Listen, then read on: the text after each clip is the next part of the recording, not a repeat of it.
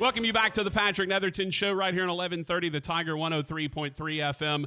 We're joined now by the first-year head coach of the Northwestern State Demons, our good buddy Chris Bertrand. First of all, Bert, do you know it's baseball season when you start hearing Fogarty and Glory Days and all this? I mean, is that when you know that we're getting into baseball season? Absolutely, man. Look, there's all kinds of telltale signs, but when Hambone starts to get a little fired up and giggly, now you know it's getting close, man. Yeah, he's definitely fired up and giggly. There's no doubt about that. Hey, just let's talk about overall just the emotion of it, right? It's your first game as head coach at Northwestern State. It's not like you haven't been in this chair before, just not at this particular location. What is the kind of nerves, emotion, all of that goes into the night before the game, first game of the season? You know, honestly, man, we're at a point where I don't know that it would be considered nerves or emotion as much as it's considered just making sure that the preparation is in place, right? Making sure that all the I's are dotted and all the T's are crossed, and making sure that we can be as thorough as we possibly can, right? And so having the team prepared to be able to play such a quality opponent that we have so much respect for, having the ballpark ready so that we can, put on a great show for the fan base and put on a great thing for the ball club, because it's their first experience as well, too, And so I think it's really not nerves and it's really not emotions as much as it is just that kind of worrisome feeling that you want to be as thorough and as detail-oriented as you possibly can so that every aspect of this thing is ready to be done right. I mean, we can't control the results. We can't control the weather if there is some. We can't control a lot of things, but we can control our level of focus and preparation, and that's where my concern is right now. You know, it's interesting, Bert, because with your history, you've done a little bit of everything when it comes to baseball. You've been on the pitching side. You've been on the offensive hitting side. You've kind of been all over the place. What then do you consider yourself as the head coach, right? Do you focus on an area? Do you kind of try to look at it? Like, what do you try to make sure that you're accomplishing as the head coach while you've got your assistants working for you? Right. I think that you hit it on the head right there. And the approach is more of kind of a CEO approach when it comes to the 7 or 8 months leading up to this, right? And so hiring great people, constructing a great roster, making sure that everything becomes brainstorm into implementation, into adjustments. And so I think the strength is more of a CEO type of approach.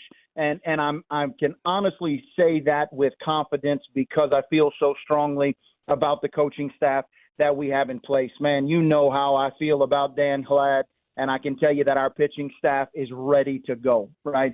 And I think you know how I feel about Dylan Belanger at this point in time, and there's no doubt that we've constructed a roster that gives us what we need to go compete against the schedule we're going to play.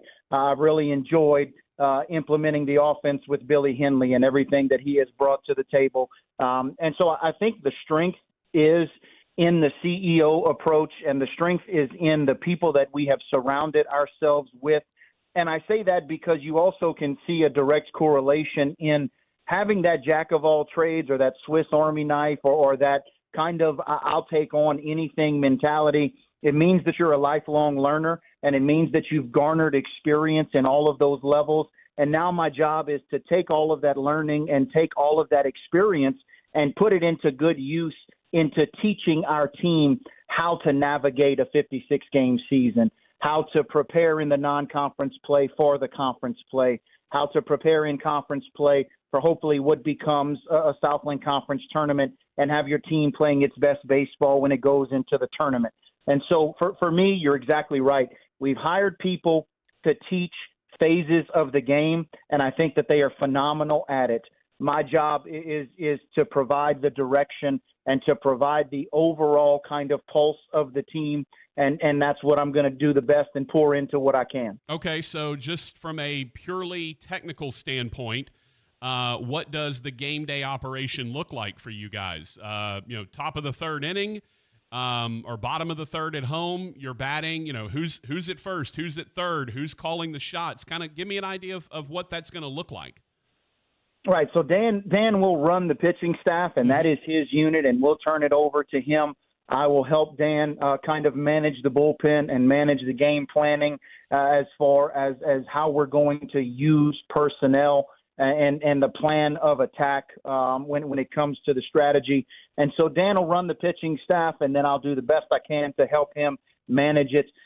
Billy Henley will coach third base and kind of be the traffic director and the traffic cop, and he'll do a good job keeping our offense on task. And so from a game planning and an approach standpoint, and really talking directly to the hitters. And then I will, from the dugout, kind of manage the game and manage the personnel and implement some things where it's necessary. And so, man, the goal is to let Billy and Dan do their jobs. And the goal is that I can provide some direction and I can provide some oversight. And I can take things off of their plate and allow them to focus in the way that they take things off of my plate and allow me to focus, right? So if I can take some game management stuff and some looking ahead and some planning and some overall direction and allow them to focus on their parts of the game, then that's the same type of complementary nature as them taking over those parts of the game and allowing me to focus a little bit more on the CEO part of it. And so, again, man, I think you're going to see a team effort. I think you're going to see a detail-oriented type of communication in the dugout. And I think you're going to see, whether it's right or wrong or whether it's successful or unsuccessful, I think you're going to see a team effort in decision-making where we're making the most educated decisions we can and hopefully putting the Demons in a position to win a baseball game. Okay, most importantly then is what style is Billy Henley running at third base? Are we seeing the Lane Burroughs point at home to send a guy home? Are we seeing the Chris Bertrand E-Honda from Street Fighter, thousand-hand slap, arms going all over the place to tell guys where to go? What's the style at third base? The style is meet in the middle. Okay. That's what the style is. Okay. That's right, because I think he's going to give you an extreme amount of effort and an extreme amount of focus, and he's got a ton of experience doing it, especially given the nature of his experience in the Northwoods League during the summer. Billy, in his summer endeavors before he became a Division I coach, was somebody much like myself in the fact that he has a lot of experience in different parts of the game. And so he sees the game, even though maybe he's tasked with the offense, he sees the game through a different lens than just a hitting coach or just an offensive guy. But I don't know how many people can attempt to replicate E Honda, man. Like I don't know that right. So I think you're going to see. I think you're going to see something that is a meet in the middle type of style. Well, the thing I appreciate is literally the first picture that, there's a rotating slide of pictures for you on your bio page. And I appreciate that the first one is you like in a full crouch, looking like you're about to jump into and maybe a scissor kick somebody. Like I just love, I mean, it's full kinetic energy. Oh, no, you're pointing at third. You're telling the guy to get down. But you were literally like in a full squat telling the guy to get down. I love it. Man, I love it. No doubt. And listen, the cool part about that whole story is that the conversation between myself and the umpire, if you look at the umpire in that photo, he's telling me some things about allowing him to get into his position and do his job. Right. And so the picture is great. But the greatest part of that story is if you could be a fly on the wall and hear the things that he's saying in my ear while that play is developing, because at one point I'm probably a little bit in his way and distracting him from getting into position. Understood. So, hey, look, somebody has to make the call, and if it has to be you that makes the safe call, so what? That's right. Rob and I have a good laugh every time we see each other or talk to each other. We have a good laugh about that. And I'm sure at one point he probably even told Bobby, hey, why don't you put a leash on your guy out there, Yeah. Calm him down a little bit. Hey, we're talking to Chris Bertrand. Talking to Chris Bertrand, first-year head coach for Northwestern State. It's been with NSU for several years now. All right, so, obviously transfer portal, NIL, all of that has seen you have to rebuild the roster a good bit. Now, you still have some guys left. It's not a Rick Cabrera where you have to replace everyone on the team, but you do have to replace, you basically had 13 guys come back on the roster from last year. Tell me about trying to sort of get that put together, and then what's the impact of that in baseball, right? Because we see in basketball, hey, these 5 guys that are on the floor have to know each other. They have to work together. There's like certain chemistry that's involved. You don't necessarily see that as much in baseball because it feels like most people are sort of playing their position. And when you're batting, most guys are just by themselves at the plate. Tell me what bringing a new team together means in terms of what is the chemistry that has to develop with these guys? Right. So I think it kind of takes place in 2 areas where we have laid the focus. And the first is that regardless of who is there and where they come from and what classification they are, freshmen, or if they're JUCO or transfer, or whatever, regardless of any of those circumstances or external factors, the culture that you try to implement, the culture that you create and build upon and try to strengthen becomes the center of focus, right? And so we have spent a lot of time talking about the culture that we want to create. It's one that's based on family values. It's one that's based upon, we made a promise to people that the baseball program was going to be a reflection of the community that it represents.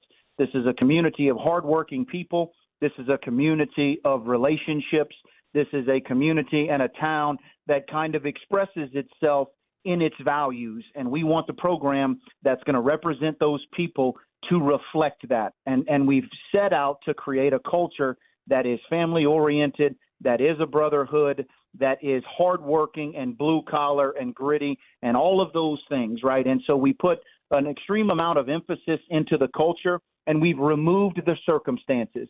Whether you're old or young, new or returning, or freshman or senior, none of that matters. Once we are 40 guys in purple jerseys and we're playing against an opponent, all of that goes out the window, and we rely on our pattern of habits, right? And so hopefully that toughness, that grittiness, that never say die attitude, that fight, scratch, and claw, that's what you're going to see regardless of who takes the field, right? And so the culture and the mindset is something that becomes at the forefront, and none of those other things matter. I think the second part of it is that, man, it's almost like, Patrick, you and I, like the old Hoosiers movie, right? Like, hey, the bases are 90 feet, and you got to collect 27 outs faster than the other guy, and you got to score one more run than the other guy in those 27 outs.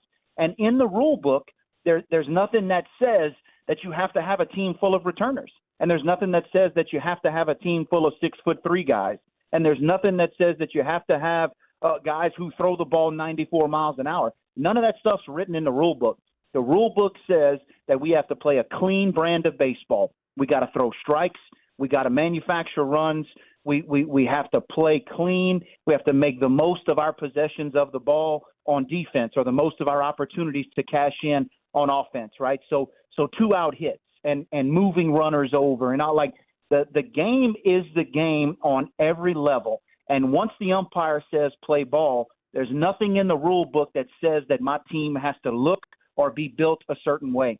So I have removed the circumstances, and we say, listen, if the culture is in place, if the values are in place, and if we play a clean brand of baseball, throw strikes, play solid defense, and manufacture one more run than the other guy, who's to say that we can't have a great season, dude?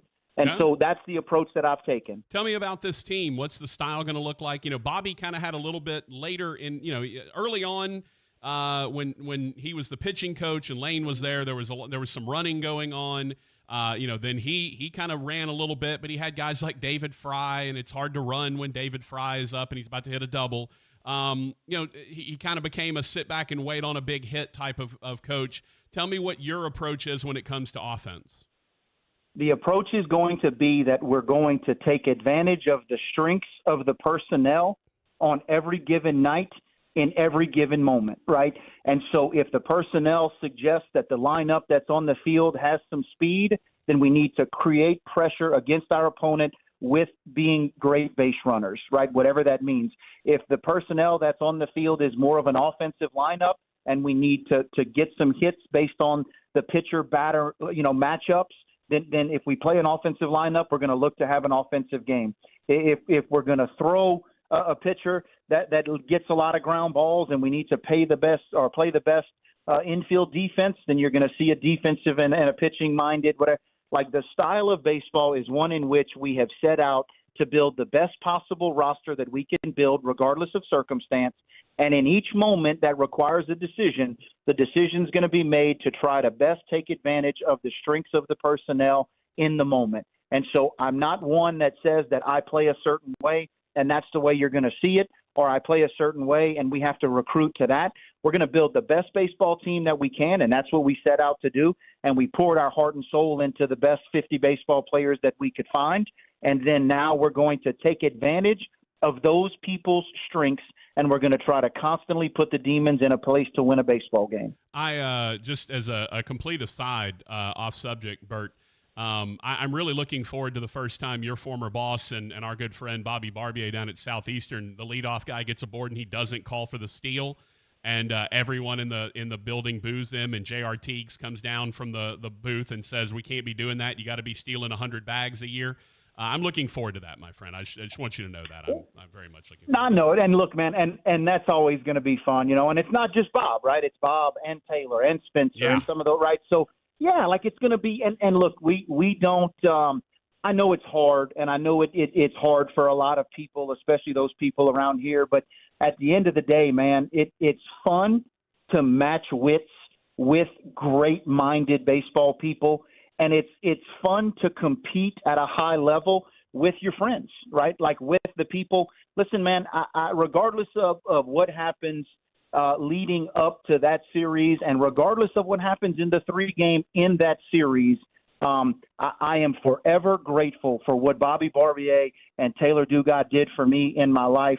I am forever grateful for the 7 years of learning, for him building something that now we inherited and we are tasked with enhancing, but we all get to enjoy it. Like, listen, man, we make no secrets about the fact that I am the benefactor and I have the great fortune of inheriting what Bobby built and then taking on the challenge of advancing it forward. Like, all of those things are at the heart and soul of the relationship and at the heart and soul of what's going to go on, right? And so I want us to play well and I want us to compete well. But at the end of the day, man, regardless of those 3 games in a 56-game season and regardless of what takes place, matching wits with an incredible baseball man and competing at a high level against your friends, it gets no better than that, right?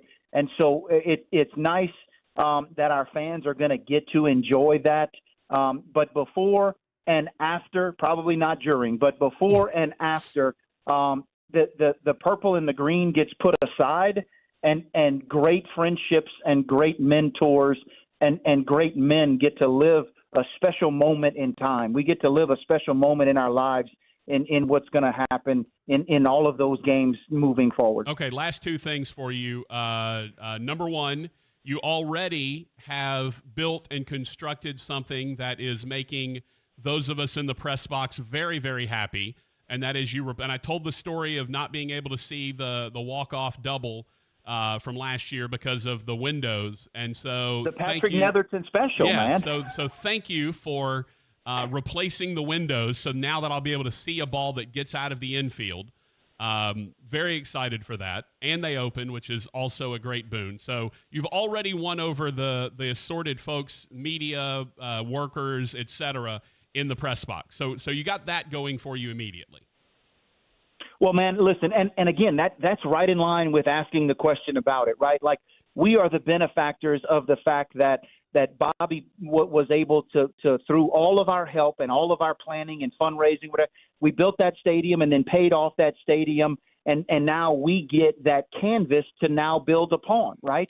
And so if it's windows, and listen, I'm flattered by the compliments, and I'm glad that I was able to do something that puts a smile on people's faces and makes someone's job a little bit easier and a little bit more efficient. But at the end of the day, that's that whole thing, man. Somebody did something to the bistro that they passed on to the next guy, and the next guy maybe got to enhance it a little bit. But I'm the benefactor of the fact that I was able to learn about fundraising, and we were able to build that stadium and then pay it off. And now I can use my fundraising money that I can spend it in other areas, and I can enhance the program for the teams. And it's not just the windows, right? We're adding instant replay.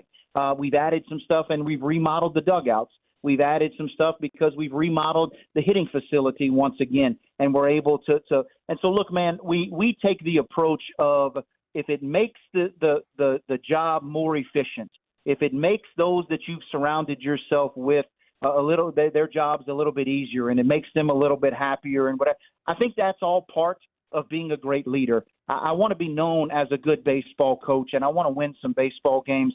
But at the end of the day, the job is to make everyone associated with Demon baseball. My job is to make their lives better and to make an impact on them. And if Windows does that, Patrick, then hey, let's build all the windows we want, right? Yeah, no, the windows. So trust me, the windows are going to make a huge impact. I can assure you of that. I know it. Hey. And man, look, like, and again, I'm thankful for the compliments, but at the same time, look, it's a part of our job, and we are happy to do it because it makes the lives of the people of the program better. All right, final thing. What's the Hambone package going to look like this year when I get the old bone in the truck with me and rolling down to Natchitoches? What's the Hambone welcome package look like this year?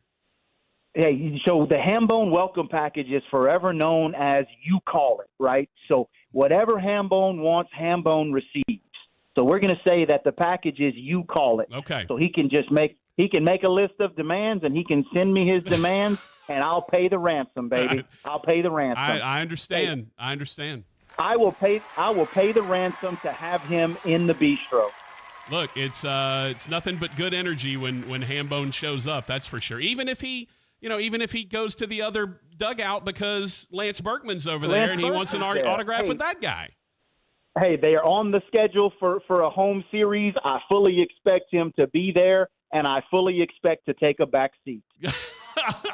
Well, not this year. He's already got the autograph. Now it's done. He got the ball signed. Now it's you. Yeah. Now we got you sign it. Bert, you're the best. Looking forward to seeing you tomorrow, brother. Start of the season, 6:30 tomorrow night, Northwestern State, Southern Illinois, a good Saluki team that's been a 30-plus game winner for the last several years. Go down to Natchitoches or catch it on ESPN Plus, where we can actually see out of the windows now, so we can bring you a better broadcast. Myself and Jason Pugh will have that one for you. Bert, good luck, brother, and see you tomorrow. Thank you so much, man. Thank you all for having me, and you guys are awesome. And thank you for everything you do for Demon Athletics, man. We love you guys. All right. Chris Bertrand got Hambone's list of demands. He's ready to meet him. Northwestern State head baseball coach Chris Bertrand. Good dude.